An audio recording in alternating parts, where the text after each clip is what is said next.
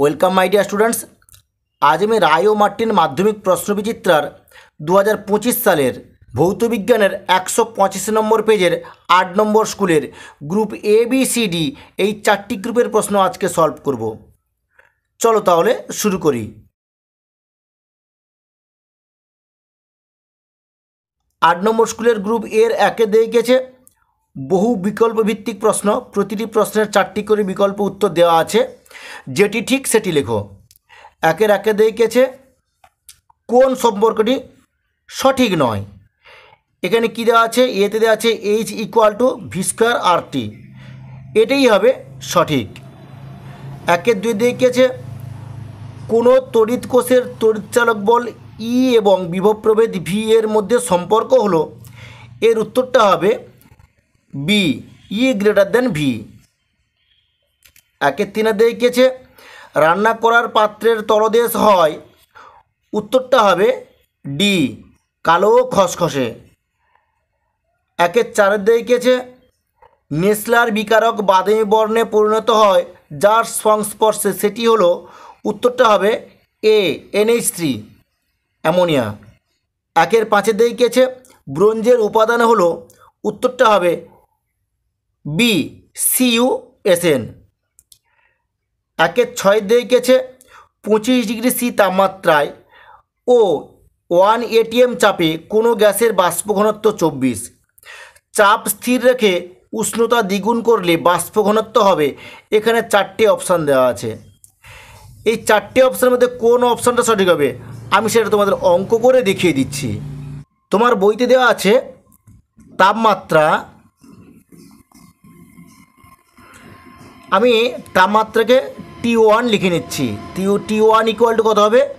25 degree C তোমার বইতে লেখা আছে। চাপ, আমি চাপকে P1 লিখে নিচ্ছি ইকুয়াল টু, এবার চাপ সমান চাপে বলেছে P1 equal to P2 equal to, এখানে কী হবে 1 ATM। কোনো গ্যাসের বাষ্প ঘনত্ব আমরা কী জানি? ডি জানি, তাহলে কি লিখব? অতএব বাষ্প ঘনত্ব, তাহলে কী জানি? আমি ডি জানি, এই জন্য আমি D1 এখানে লিখে নিলাম ইকুয়াল টু 24। এরপরে কি লেখা আছে যে চাপ স্থির রেখে তাপমাত্রা দ্বিগুণ করলে, এটা তোমার বইতে লেখা আছে, যেটা লেখা আছে আমি সেটা লিখে নিচ্ছি।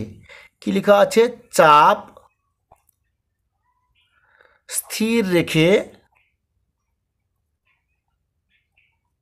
তাপমাত্রা দ্বিগুণ করলে, যেহেতু T1 25 ডিগ্রি আছে, যেহেতু দ্বিগুণ করব আমি, তাহলে এখানে কী লিখবো? T2 ইকুয়াল টু, তাহলে কী লিখবো? 2 ইন্টু T1। তাহলে আগে যা ছিল তার সঙ্গে 2 গুণ করলে দ্বিগুণ হয়ে যাচ্ছে। তাহলে এখানে আমি দেখো, এখানে T1 এর মান 25 ডিগ্রি আছে, আমি এখানে এর মানটা বসিয়ে দেবো। তাহলে 2 ইন্টু কত হবে? তাহলে 25 ডিগ্রি করে দিলাম, সমান তাহলে কত হবে? 50 ডিগ্রি সি। বুঝতে পেরেছো?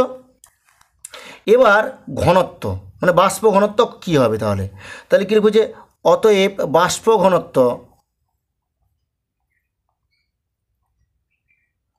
তাহলে কী লিখবো? D2 ইকুয়াল টু কত সেটা আমাকে বার করতে হবে।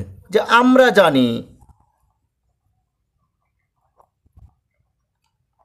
P1 D1 by T1 equal to P2 D2 by T2। এই ফর্মুলা ধরে আমি সরল করলে এর উত্তরটা বেরিয়ে পড়বে। দেখো আমি এখানে কোণাকুণি গুণ করে নিচ্ছি। এবার আমি এই কোণটাকে আগে গুণ করে নিচ্ছি আমি, তাহলে কি করব? বা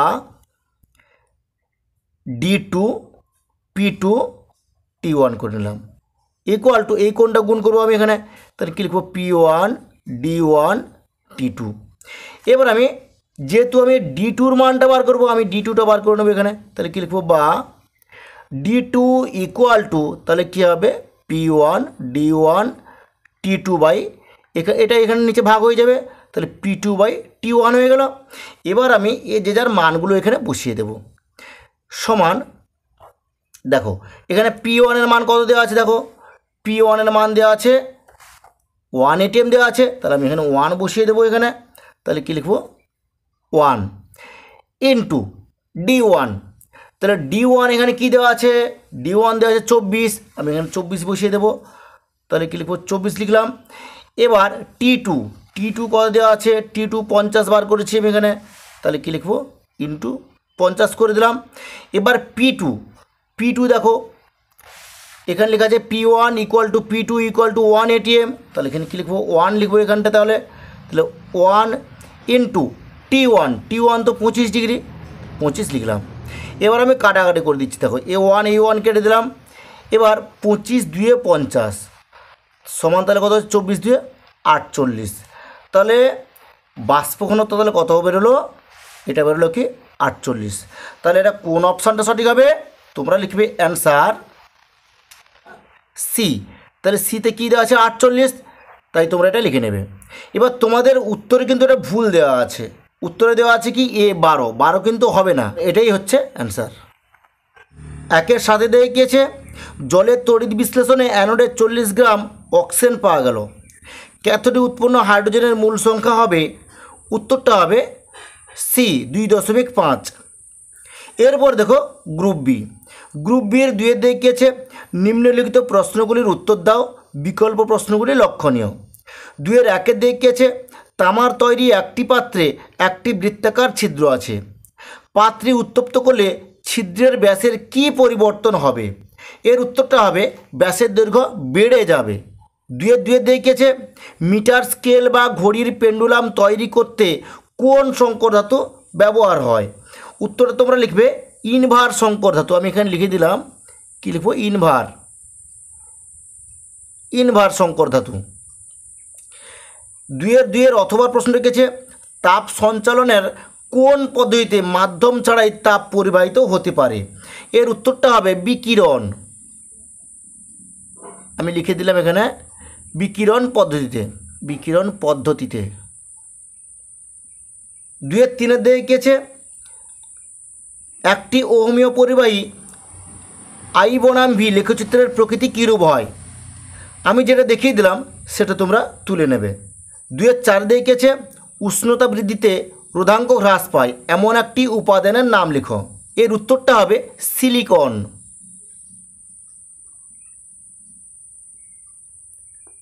2-এর 4-এর অথবাটা কী আছে, কোন সমবায়ে তুল্য রোধের মান সমবায়ের যে কোনো রোধের মানের থেকে কম হয়, উত্তরটা হবে সমান্তরাল সমবায়, আমি এখানে লিখে দিচ্ছি সমান্তরাল সমবায়। 2-এর 5-এ দিয়ে গেছে একটি গ্যাসের বাষ্প ঘনত্ব 14, এনটিপিতে ওই গ্যাসের 2.8 গ্রাম পরিমাণের আয়তন কত হবে, এটা আমি তোমাদের খাতায় অঙ্ক করে দেখিয়ে দিচ্ছি।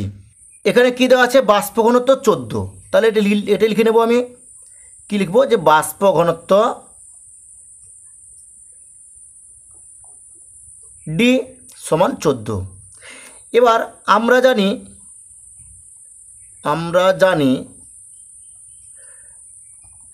m = 2d, এবার ডির মান কত হচ্ছে 14, তাহলে এখানে কী লিখব 2 × 14 সমান কত হচ্ছে 28।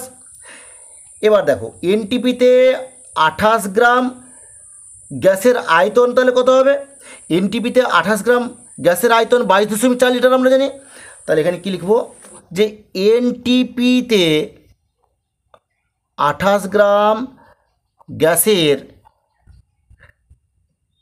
আয়তন কত 22.4 লিটার, 1 গ্রাম গ্যাসের আয়তন তাহলে কত হবে 22.4/28 লিটার। এবার তোমার বইতে দেওয়া আছে কি যে 2.8 গ্রামের কথা বলা আছে, তাহলে এখানে কী লিখবো যে 2.8 গ্রাম গ্যাসের আয়তন কত হবে, তাহলে 22.4 গুণিতক 2.8/28, এখানে লিটার লিখে নেব, এই দশমিকটা তুলে দিলাম, নিচে 10 করে দিলাম, এই দশমিক তুলে দিলাম, এখানে নিচে 10 করে দিলাম। এবার এই 28 সঙ্গে এই 28 কেটে দিলাম, তাহলে কত হচ্ছে, তাহলে 224/10 × 100 হয়ে গেল, লিটার হয়ে যাবে। এবার দেখো যেহেতু 224কে আমি 100 দিয়ে ভাগ করছি, দশমিক তাহলে দুটো ঘর বাম দিকে চলে আসবে, তাহলে 2.24 লিটার। এটাই হচ্ছে অ্যান্সার। তাহলে তোমরা নিশ্চয়ই অঙ্কটা বুঝতে পেরেছো। 2-5 অথবা প্রশ্ন লিখেছে 4.5 গ্রাম জলকে সোডিয়াম ধাতুর সঙ্গে বিক্রিয়া ঘটানো হলে উৎপন্ন H2 গ্যাসের এনটিপিতে আয়তন কত হবে। এটা আমি তোমাদের খাতায় অঙ্ক করে দেখিয়ে দিচ্ছি। তোমার বইতে বলা আছে জলকে সোডিয়াম ধাতুর সঙ্গে বিক্রিয়া ঘটানো হলে হাইড্রোজেন গ্যাস উৎপন্ন হয়। আমি এই বিক্রিয়ার সমীকরণটা এখানে লিখে নিচ্ছি। জলের সঙ্গে সোডিয়ামের বিক্রিয়ায় কি উৎপন্ন হয়, হাইড্রোজেন গ্যাস উৎপন্ন হয়। আর কি উৎপন্ন হয়, সোডিয়াম হাইড্রোক্সাইড NaOH। এবার আমি এটাকে সমতা বিধান করে নিচ্ছি। এখানে হাইড্রোজেন দুটো আছে, এখানে হাইড্রোজেন দুটো আর একটা তিনটে আছে এখানে, তাহলে আমি এখানে একটা 2 বসিয়ে দেবো। এখানে যদি 2 বসিয়ে দিই তাহলে কত হচ্ছে, দুটো 4টে, আর আমি এখানে একটা 2 বসিয়ে দেবো, তাহলে কত হলো, 4টে হয়ে গেল, মিলে গেল। আর এখানে Na2 আছে, এখানে একটা 2 বসিয়ে দেবো, তাহলে মিলে গেল আমাদের এখানে। তাহলে আমি সমতা বিধানটা করে নিলাম। এরপর দেখো এখানে হাইড্রোজেন উৎপন্ন হয়েছে, তাহলে এখানে কিছু নেই মানে 1, তাহলে 1 মোল, তাহলে 1 মোল হাইড্রোজেন মানে কত, 22.4 লিটার, তাহলে আমি 22.4 লিটার লিখে নিলাম। এবার জলের আণবিক ভরটা কত সেটা আমি বার করে নেব। এখানে 2 লিখে দিলাম। H তো তোমরা জানো 1 গুণিত 2 আছে এখানে, তাহলে 1 গুণিতক 2 করলাম, যুক্ত O16, আমি এখানে 16 লিখে নিলাম, ইকুয়াল তাহলে কত হচ্ছে 2। আর এখানে 1 2 আর 1 কত 2, এখানে 2 করে নিলাম আর 16 করে নিলাম, সমান 2 গুণিতক 16 17 18 হয়ে গেল। 18 করলাম, 18 দিয়ে কত 36। তাহলে দেখো 36 গ্রাম জল থেকে হাইড্রোজেন উৎপন্ন হয় কত, 22.4 লিটার। এবার 4.5 গ্রাম জল থেকে কত পরিমাণ হাইড্রোজেন উৎপন্ন হয় সেটা বার করলেই আমাদের উত্তরটা বেরিয়ে পড়বে। তাহলে এখানে কি লিখব, এখানে লিখব 36 গ্রাম H2O থেকে 22.4 লিটার H2 উৎপন্ন হয়। 1 গ্রাম H2O থেকে 22.4 বাই 36 লিটার H2 উৎপন্ন হয়।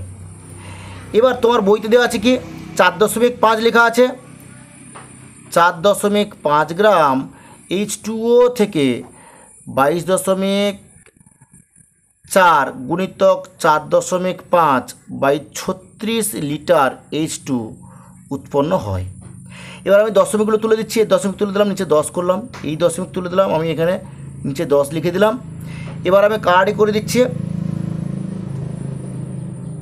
9 কেটে দাও, 9 4 36, 9 5 45 হয়ে গেলো, 4 কেটে দাও, 4 5 20, 4 6 24। তাহলে এখানে কি কি থেকে গেল, তাহলে এখানে 56 গুণিতক 5 বাই 10 10 100 হয়ে গেল। তাহলে গুণ করে নিচ্ছি আমি, 5 6 30 0, হাতে 3, 5 5 25, 26 27 28, 280 হয়ে গেল। আর নিচে কত বেরোলো, 100 বেরিয়ে পড়লো। এখানে লিটার হবে, এত লিটার H2 উৎপন্ন হয়, লিটার H2 উৎপন্ন হয়। এবার দেখো আমি যেহেতু 100 দিয়ে ভাগ করব, তাহলে দশমিক এখানে আছে, তাহলে দুটো ঘর বাম দিয়ে চলে আসবে, তাহলে কী লিখবো, তাহলে 2.80 লিটার H2 উৎপন্ন হয়। এটাই হচ্ছে অ্যান্সার। তাহলে তোমরা নিশ্চয়ই বুঝতে পেরেছো অঙ্কটা। 2-6 দেখেছে অ্যালুমিনিয়াম থেকে তড়িৎ বিশ্লেষণ পদ্ধতিতে ধাতু নিষ্কাশনের সময় ক্যাথোড হিসেবে কী ব্যবহার করা হয়। এর উত্তরটা হবে ক্যাথোড হিসেবে অ্যালুমিনিয়াম ধাতুর পাতলা প্লেট ব্যবহার করা হয়। 2-7 দেখেছে অ্যানোড মাঠ কী, আমি যে উত্তরটি দেখিয়ে দিলাম সেটা তোমরা তুলে নাও। 2-8 দেখেছে ওলিয়ামের রাসায়নিক নাম ও সংকেত লিখো। এর উত্তরটা হবে ধূমায়মান সালফিউরিক অ্যাসিড বা পাইরো সালফিউরিক অ্যাসিড। এর আমি সংকেতটা লিখে দিচ্ছি এখানে, এর সংকেতটা হবে H2S2O7। 2-8 অথবার প্রশ্ন রেখেছে লাইকার অ্যামোনিয়া কী, আমি যে উত্তরটি দেখিয়ে দিলাম সেটা তোমরা তুলে নাও। 2-9 দেখেছে একটি আম্লিক বিগালকের উদাহরণ দাও। উত্তরটা হবে বোরাক্স, আমি এখানে লিখে দিচ্ছি বয়কার রয়াকার কয়দন্তস বোরাক্স। এরপর দেখো গ্রুপ সি, 3 দেখেছে নিম্নলিখিত প্রশ্নগুলির উত্তর দাও, বিকল্প প্রশ্নগুলি লক্ষণীয়। 3-1 দেখেছে রোধ ও রোধাঙ্কের মধ্যে কোনটি অধিকতর মৌলিক ধর্ম এবং কেন। আমি যে উত্তরটি দেখিয়ে দিলাম সেটা তোমরা তুলে নাও। 3-1 অথবা প্রশ্ন রেখেছে 240 ভোল্ট 1000 ওয়াট এবং 240 ভোল্ট 100 ওয়াট বৈদ্যুতিক বাতির ফিলামেন্টের দৈর্ঘ্য সমান ও উপাদান অভিন্ন হলে কোন বাতির ফিলামেন্ট অধিক মোটা হবে। দেখো এটা আমি খাতায় অঙ্ক করে দেখিয়ে দিচ্ছি। দেখো তোমার বইতে কী আছে 240 ভোল্ট 1000 ওয়াট। আমি আগে এটা আর বার করি, তাহলে কী লিখব 240 ভোল্ট 1000 ওয়াট। দেখো এর ভোল্ট কত বলা আছে, ভোল্ট বলা আছে কত 240। পি পাওয়ার মানে ক্ষমতা কত দেওয়া আছে 1000 ওয়াট। এবার রোধটা আমি বার করবো R1, আমি এখানে লিখে নেবো R1, যেহেতু দুটো আছে তাই আমি এখানে R1 লিখে নিলাম। তাহলে R1 ইকুয়াল টু কত এটা আমি বার করব। দেখো আমরা রোধের সূত্রটা কি জানি, আমরা জানি R1 ইকুয়াল টু V²/P। এবার যে যার মান আমি এখানে বসিয়ে দেব। দেখো এখানে ভি মানে কোনটা 240, যেহেতু স্কোয়ার আছে তাই আমি দুটো এখানে লিখে নেব। তাহলে কী লিখবো যে 240 ইন্টু 240 করে নিলাম, স্কোয়ার আছে বলে আমি দুটো লিখে নিলাম। এবার পি এখানে কত আছে 1000 ওয়াট দেওয়া আছে, এখানে কী লিখবো 1000। বুঝতে পারলে? এবার আমি এটা কার্ড করে দিচ্ছি, এর একটা শূন্য এর একটা শূন্য কেটে দিলাম, এর একটা শূন্য এর একটা শূন্য কেটে দিলাম। এবার দেখো 24-এর সঙ্গে 24 গুণ করবো, 24 সঙ্গে 24 গুণ করলে কত হচ্ছে 576। যেহেতু 10 দিয়ে ভাগ করবো দশমিকটা এখানে চলে আসবে। বুঝতে পারলে? এবার আমি 240 ভোল্ট 1000 ওয়াট বার করলাম। এর পরে বার করব কি 240 ভোল্ট 100 ওয়াট, এটা বার করব। তাহলে 240 ভোল্ট 100 ওয়াট। তাহলে ভি কী লিখবো, ভি ইকুয়াল টু 240 করে নিলাম, পাওয়ার পি ইকুয়াল কত হবে 100, R2 রোধ ইকুয়াল টু কত এটা আমাকে বার করতে হবে। একই রকমভাবে আমরা কী লিখবো যে R2 ইকুয়াল টু V²/P। এবার মানগুলো আমি এখানে বসিয়ে দেব। ভি মানে কি 240, তাহলে কী লিখবো যে 240 গুণিতক 240 আর পি কত 100। এরপরে আমি কাটাকাটি করে দিচ্ছি, এর একটা শূন্য এর একটা শূন্য কেটে দিলাম, এর একটা শূন্য এর একটা শূন্য কেটে দিলাম। তাহলে 24 গুণ করলে আমি আগে লিখেছিলাম কত 576 হয়ে গেল। দেখো এখানে R1 আর R2 এর দুটোর মধ্যে বেশিটা কি কোনটা, R2 বেশি। তাহলে এখানে কি লিখবো যে R1 R2, তাহলে R1 থেকে R2 বেশি আমাদের বেরিয়েছে এখানে। এবার তোমরা এখানে লিখবে যে আমরা জানি প্রস্থচ্ছেদ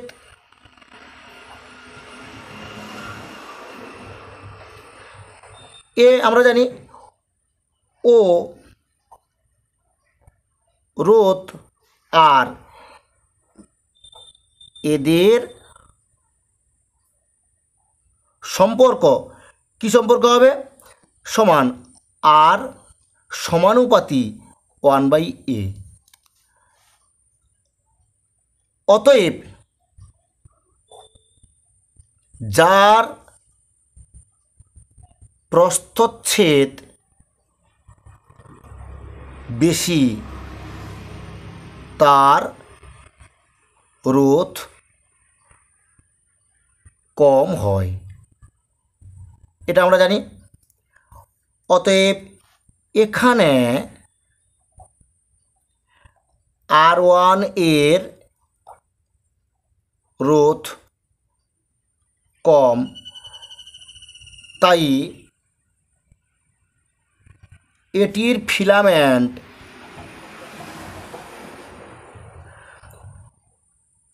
ফিলামেন্টের প্রস্থচ্ছেদ বেশি, অর্থাৎ মোটা। তাহলে কী হবে, অতএব তোমরা লিখবে যে প্রথম বাতির ফিলামেন্ট অধিক মোটা হবে, তাহলে তোমরা নিশ্চয়ই বুঝতে পেরেছ। 3-2 দেখেছে পরীক্ষাগারে শর্তসহ নাইট্রোজেন গ্যাস প্রস্তুতির রাসায়নিক বিক্রিয়া লিখো। আমি যেটা দেখিয়ে দিলাম সেটা তোমরা লিখে নেবে। 3-2 অথবা প্রশ্ন লিখেছে স্পর্শ পদ্ধতিতে SO2 এর জারণের জন্য প্লাটিনাম অনুঘটক ব্যবহারের একটি সুবিধা এবং একটি অসুবিধা লেখো।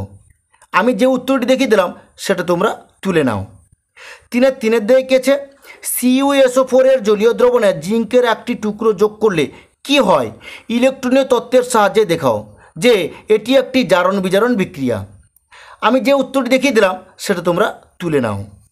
3-3 অথবা প্রশ্ন লিখেছে কার্বন বিজারণ ও তড়িৎ বিজারণের মধ্যে পার্থক্য লেখো। আমি যে উত্তরটি দেখিয়ে দিলাম সেটা তোমরা তুলে নাও। এরপর দেখো গ্রুপ ডি। গ্রুপ ডির 4 দেখেছে নিম্নলিখিত প্রশ্নগুলির উত্তর দাও, বিকল্প প্রশ্নগুলি লক্ষণীয়। 4-1 দেখেছে দুটি অজানা রোধকে শ্রেণী সমবায়ে ও সমান্তরাল সমবায়ে যুক্ত করলে তুল্য রোধের মান হয় যথাক্রমে 20 ওহম ও 5 ওহম।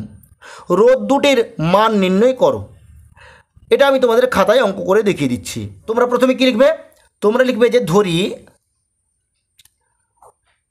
রোধ দুটির মান একটা R1 ধরে নিচ্ছি ও আর একটা R2 ধরে নিচ্ছি। এবার এখানে কি লিখব যে অতএব রোধ দুটির শ্রেণী সমবায়ের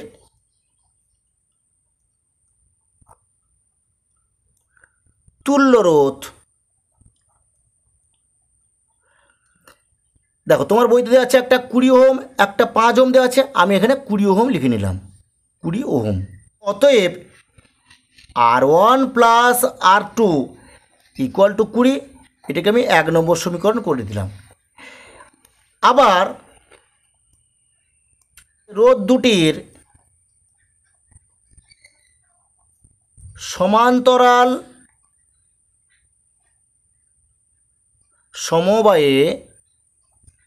সমবায়ের তুল্য রোধ 5 ওহম, 5 ওহম লিখে নিলাম। অতএব R1 R2 by R1 plus R2 equal to 5। দেখো এর তলায় কিছু নেই মানে 1 আছে, আমি এটাকে কোণাকুনি গুণ করে নিচ্ছি। আমি এই কোণটাকে আগে গুণ করব, তাহলে কি লিখব যে বা 5 into R1 plus R2 equal to R1 R2। যেহেতু দেখো এখানে R1 R2-র মান আমি এখানে বার করে ফেলেছি, R1 প্লাস R2 20, আমি এখানে বসে কী বার করি, এবার R1 R2-র মানটা আমি এখানে বার করে নেব। তাহলে কী লিখব যে R1 R2 ইকুয়াল টু এখানে 5 ইন্টু R1 প্লাস R2-র মান এখানে 20 আছে, 20 মান এখানে বসিয়ে দেবো, 20 বসিয়ে দিলাম। তাহলে 20 5 কত হলো 100। এবার এটাকে আমি করে দেবো কি, এটাকে আমি 2 নম্বর সমীকরণ করে দেব।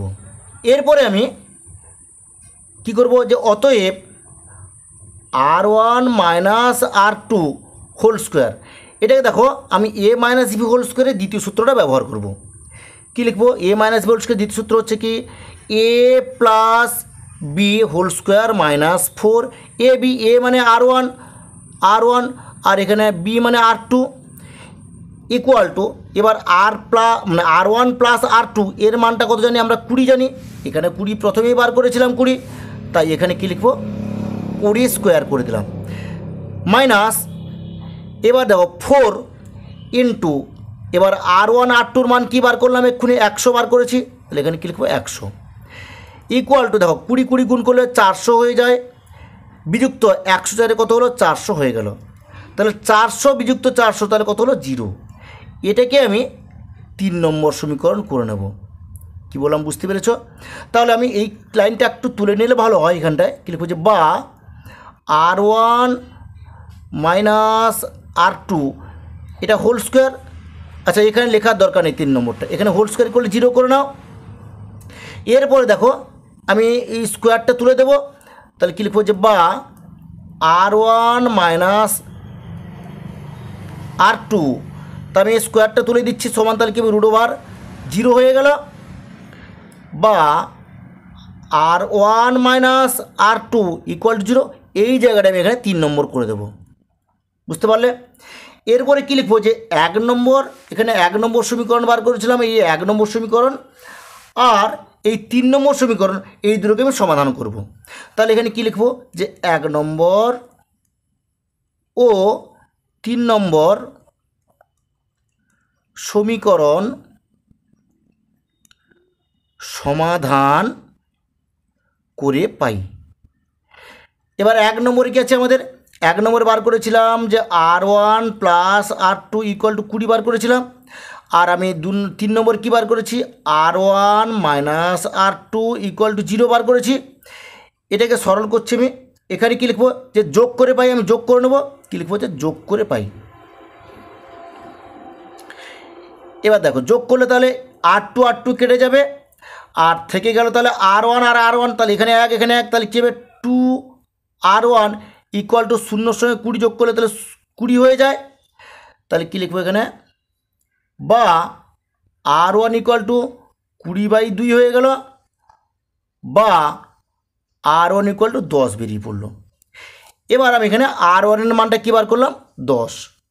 এরপরে আমি R2 এর মানটা বার করব, আমি এই জায়গাটা করে দিচ্ছি শুরু করে।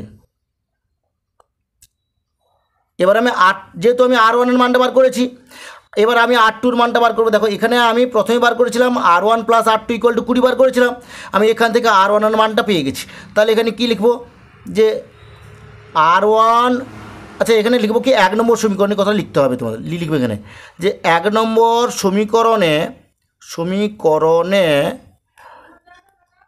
R1 এর মান বসিয়ে পাই।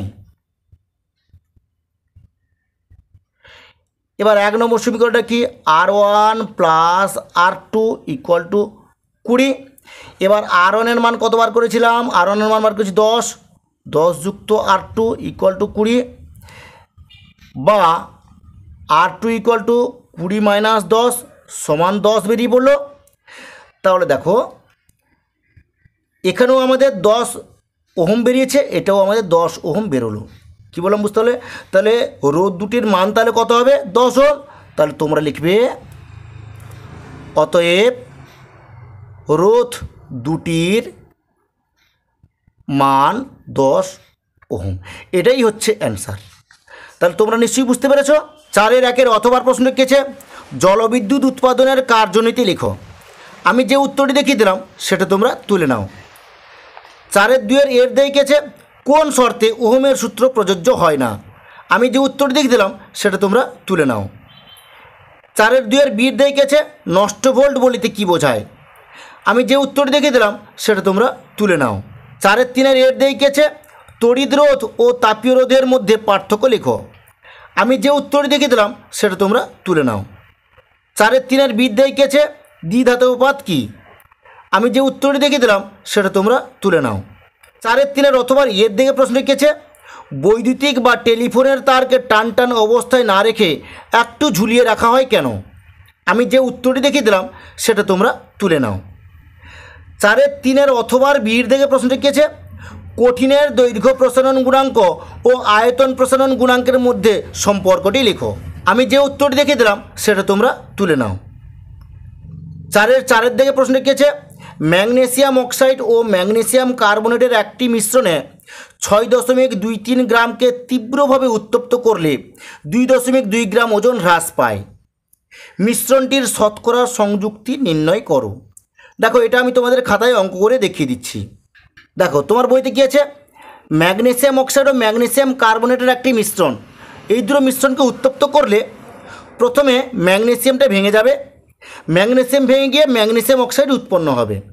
তাহলে কি বললাম, তাহলে MgO ম্যাগনেসিয়াম অক্সাইড, একে যখন উত্তপ্ত করা হবে এখানে MgOই তৈরি হবে। বুঝতে পারলে কি বললাম, মানে এর কোনো পরিবর্তন হবে না। এবার এই দেখো ম্যাগনেসিয়াম অক্সাইড আর ম্যাগনেসিয়াম কার্বনেট দুটো মিশ্রণ দেওয়া আছে, তাহলে ম্যাগনেসিয়াম অক্সাইডের কোনো পরিবর্তন হয় না, এটা উত্তপ্ত করলে ম্যাগনেসিয়াম অক্সাইড উৎপন্ন হবে। এবার ম্যাগনেসিয়াম কার্বনেট, এর মধ্যে তো ম্যাগনেসিয়াম কার্বনেট আছে, তাহলে সেটা কি, তাহলে MgCO3 ম্যাগনেসিয়াম কার্বনেট, এটা উত্তপ্ত হলে কী উৎপন্ন হবে, MgO প্লাস CO2 এটা উৎপন্ন হবে। এবার দেখো ম্যাগনেসিয়াম কার্বনেটের আণবিক ভরটা কত সেটা আমি একে বার করে নেব। Mg ম্যাগনেসিয়ামের কত 24 হয়, যুক্ত এখানে সি কার্বনের 12, যুক্ত অক্সিজেন কত 16 আমরা জানি, তাহলে 16 গুণিতক 3 করলাম, তাহলে কত হচ্ছে, তাহলে 24 যুক্ত 12 যুক্ত 16 3 48 সমান তাহলে কত হচ্ছে 84 গ্রাম। এবার কার্বন ডাইঅক্সাইড যেহেতু উৎপন্ন হচ্ছে, তাহলে কতটা পরিমাণ কার্বন ডাইঅক্সাইড গ্যাস হ্রাস পায় মানে নির্গত হয় সেটা আমি বার করে নেব। তাহলে কার্বন ডাইঅক্সাইড গ্যাসের আণবিক ভরটাও আমি বার করে নেব। তাহলে কী লিখবো 12, C12 আমরা জানি, যুক্ত অক্সিজেনের 16 আমরা জানি, তাহলে কী লিখবো 16 গুণিতক 2 করলাম, তাহলে ইকুয়াল টু তাহলে কত হবে 12 যুক্ত 16 দিয়ে 32 হয়ে গেল, যোগ করলে তাহলে কত হচ্ছে 44 গ্রাম হয়ে গেল। তাহলে দেখো 44 গ্রাম কার্বন ডাইঅক্সাইড উৎপন্ন হয়, 84 গ্রাম ম্যাগনেসিয়াম কার্বনেটকে উত্তপ্ত করলে, যেই কথাটা বললাম আমি সেটা এখানে লিখে নেব। তাহলে কী লিখব 44 গ্রাম CO2 উৎপন্ন হয়, লিখব উৎপন্ন হয় কত 84 গ্রাম MgCO3 উত্তপ্ত করলে, উত্তপ্ত করলে। এবার 1 গ্রাম CO2 উৎপন্ন হয় 84/44 গ্রাম MgCO3 উত্তপ্ত করলে। এবার তোমার বইতে কী দেওয়া আছে 2.2 গ্রাম, তাহলে কী লিখবো যে 2.2 গ্রাম CO2 উৎপন্ন হয়, তাহলে কত হবে 84 গুণিতক 2.2/44 হয়ে গেল গ্রাম MgCO3 উত্তপ্ত করলে। এবার আমি এটাকে কাটাকাটি করে নিচ্ছি। দেখো দশমিক তুলে দিলাম, নিচে 10 করে দিলাম, 22 2 44, 2 কেটে দাও, 2 4 8, 2 2 4 হয়ে গেল। যেহেতু 10 দিয়ে ভাগ হবে 42কে, তাহলে কত হবে 4.2 হয়ে যাবে। তাহলে এখানে কী লিখবো 4.2 গ্রাম। কী হলো Mg এত গ্রাম MgCO3 উত্তপ্ত করলে। এবার দেখো মিশ্রণটিতে MgCO3 শতকরা পরিমাণটা আমি বার করব। তাহলে কী লিখব যে অতএব মিশ্রণটিতে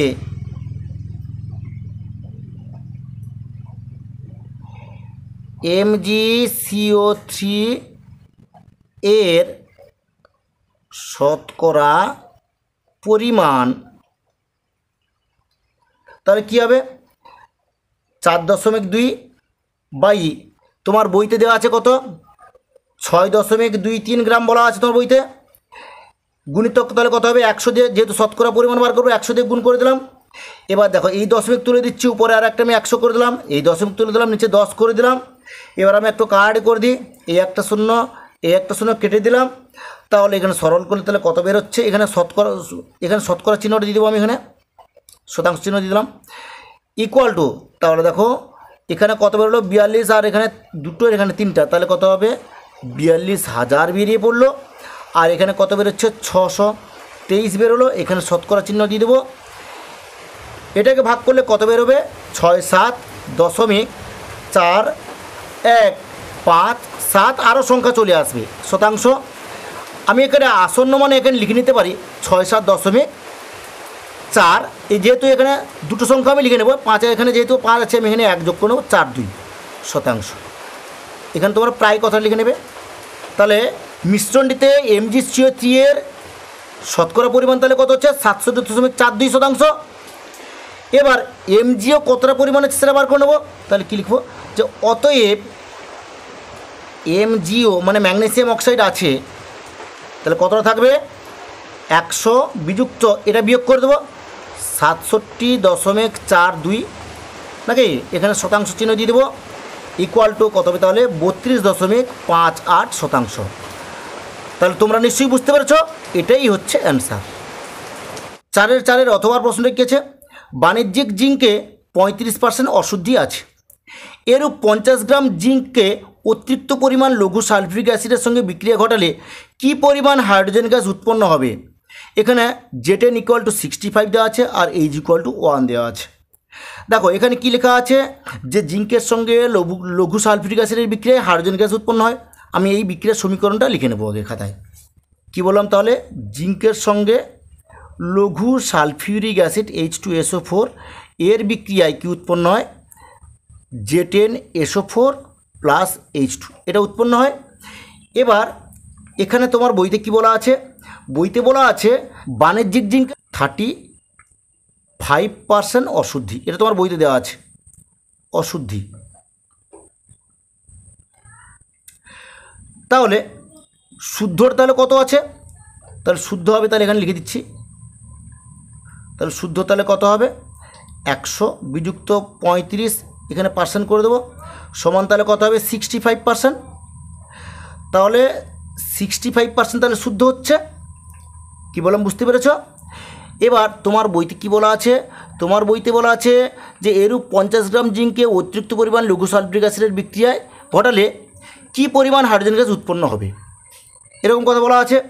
তাহলে আমি আগে জিঙ্কের আণবিক ভরটা কত বার করে নেব, তাহলে জিঙ্কের আণবিক ভর তোমার বইতে দেওয়া আছে কত 65, তাহলে এখানে লিখব 65 গ্রাম। এবার হাইড্রোজেনের আণবিক ভরটা কত আমরা 1 জানি, তাহলে 1 গুণিতক 2 করব, 1 গুণিতক 2 সমান 2।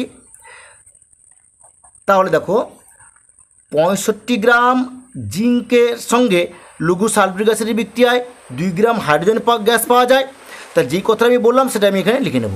তাহলে কী লিখব, যে 65 গ্রাম Z10OH2SO4 এর বিক্রিয়ায় কত 2 গ্রাম H2 পাওয়া যায়, বুঝতে পারলে। তাহলে 1 গ্রাম Z10OH2SO4 এর বিক্রিয়ায় তাহলে কত হবে 2/65 গ্রাম H2 পাওয়া যায়। শুদ্ধ কত পার্সেন্ট বলা আছিল, 65% আমি বার করেছি এখানে শুদ্ধ। এবার তোমার বইতে কত বলা আছে 50 গ্রাম জিঙ্ক, তাহলে 50 গ্রাম জিঙ্কের 65%, তাহলে কতটা পরিমাণ শুদ্ধ বেরোবে সেটা বার করে নিতে হবে। তাহলে আমি এখানে কী লিখব, 65% গুণিতক 50 গ্রাম, তাহলে এটাকে সরল করলে তাহলে কত বেরোবে 65/100 গুণিতক 50 করে নিলাম। এবার এটাকে কাটাকাটি করে নিলে তাহলে কত হচ্ছে, এর একটা শূন্য না 50 দিয়ে করে দাও, 50 দিয়ে 102 করে দিলাম। আর 65কে 2 দিয়ে ভাগ করলে তাহলে কত বেরোবে, আমি এখানে করে নিচ্ছি, 65কে 2 দিয়ে ভাগ করলে হবে 32.5, তাহলে 32.5 গ্রাম Z10OH2SO4 এর বিক্রিয়ায় কত পরিমাণ হাইড্রোজেন গ্যাস পাওয়া যাবে, তাহলে 2 গুণিতক 32.5/65 গ্রাম H2 পাওয়া যায়। এটাকে সরল করলে উত্তর হয়ে যাবে। দেখো এখানে দশমিক তুলে দিলাম, নিচে 10 করে দিলাম। এবার আমি কাটি করে দিচ্ছি, 2 কেটে দাও, 2 5 10 হয়ে গেলো, 5 কেটে দাও কত হচ্ছে 5 6 30, 5 5 25, তাহলে 65 কেটে দাও, তাহলে কত হলো 1, তাহলে 1 গ্রাম H2 পাওয়া যাবে। এটাই হচ্ছে অ্যান্সার। তাহলে তোমরা নিশ্চয়ই অঙ্কটা বুঝতে পেরেছো। 4-এর 5-এ দেখেছে তড়িৎ বিশ্লেষণ পদ্ধতিতে অ্যালুমিনিয়াম নিষ্কাশনের সময়ে অ্যালুমিনিয়ার সঙ্গে ক্রায়োলাইট ও ফ্লুওস্পার মেশানো হয় কেন। আমি যে উত্তর দেখিয়ে দিলাম সেটা তোমরা তুলে নাও। পরের প্রশ্ন লিখেছে তড়িৎ লেপনের একটি উদ্দেশ্য লেখো। আমি যে উত্তর দেখিয়ে দিলাম সেটা তোমরা তুলে নাও। 4-এর 6 দেখিয়েছে পরীক্ষাগারে উৎপন্ন H2S-কে কীভাবে সংগ্রহ করা হয়। আমি যে উত্তর দেখিয়ে দিলাম সেটা তোমরা তুলে নাও। এর পরের প্রশ্ন লিখেছে উত্তপ্ত Mg এর উপর দিয়ে বায়ু চালনা করলে কি ঘটে, বিক্রিয়ার সমিত সমীকরণ দাও। দেখো আমি খাতায় এটা তোমাদের করে দিচ্ছি, উত্তপ্ত Mg এর উপর দিয়ে বায়ু চালনা করলে, তাহলে আমি এখানে বিক্রিয়া লিখে নিচ্ছি Mg প্লাস, দেখো বায়ুর মধ্যে বেশিরভাগ কী থাকে, নাইট্রোজেন গ্যাস থাকে। তাহলে Mgর সঙ্গে N2 এর বিক্রিয়ায়, তাহলে Mgর সঙ্গে উত্তপ্ত Mgর উপর দিয়ে বায়ু চালনা করছি, তাহলে উত্তপ্ত Mgর সঙ্গে N2 এর বিক্রিয়ায় কী উৎপন্ন হবে, উৎপন্ন হবে Mg3N2, মানে ম্যাগনেসিয়াম নাইট্রাইট উৎপন্ন হবে। আমি এটাকে ব্যালেন্স করে নিচ্ছি। দেখো তাহলে এখানে আমি 3 আছে, এখানে একটা 3 বসিয়ে দিলাম, আর N2 হয়ে গেছে। তাহলে তোমাদের বইতে কী ছিল, উত্তপ্ত Mg এর উপর দিয়ে বায়ু চালনা করলে কি ঘটে, বিক্রিয়ার সমীকরণ দাও। তাহলে এটাই হচ্ছে অ্যান্সার। তাহলে তোমরা নিশ্চয়ই বুঝতে পারছো। ঠিক আছে, আজ এই পর্যন্ত। নেক্সট ভিডিওতে আমি পরবর্তী স্কুলের প্রশ্নগুলি সলভ করব।